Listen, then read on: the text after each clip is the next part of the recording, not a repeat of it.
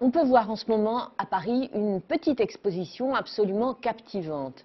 À la maison de Victor Hugo, place des Vosges, se tient donc une exposition consacrée à Victor Hugo et les surréalistes. Dans les années 1850, Victor Hugo met au point des dessins, des œuvres qui vont être réappropriées par les surréalistes dans les années 20.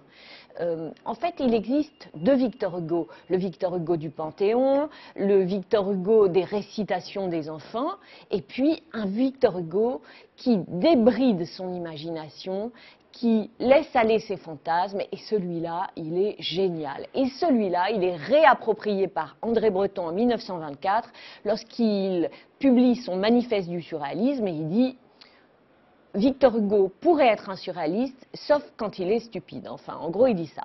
Donc, André Breton n'aime pas le Victor Hugo trop sage et trop conventionnel.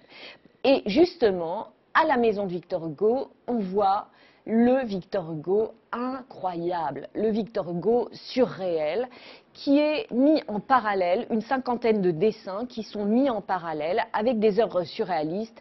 Et là, on est emporté. L'exposition est thématique, donc il y a des thèmes comme le château mystérieux. Victor Hugo adore dessiner des châteaux sombres au fond d'une forêt comme ça. Et c'est un thème qui va être repris par les surréalistes. On voit beaucoup de travaux de Max Ernst, d'André Masson, d'André Breton, d'Anse Bellemare. Et il y a aussi des découvertes comme Georges Malkin ou Roland Penrose avec des œuvres qui sont magiques, c'est le cas de le dire.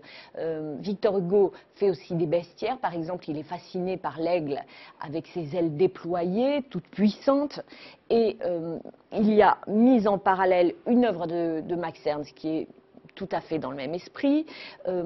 Victor Hugo, grand amoureux devant l'éternel, réalise par exemple un rébus amoureux, il joue avec les mots, et Dieu sait si les surréalistes ont joué avec les mots.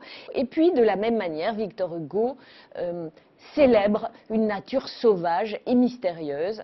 Et là encore, on retrouve par exemple Max Ernst qui reprend le même type de massif sombre et menaçant. Je vous conseille d'aller voir cette exposition dans ce très joli musée du coin de la place des Vosges, et même le musée lui-même mérite la visite. Merci beaucoup, à bientôt.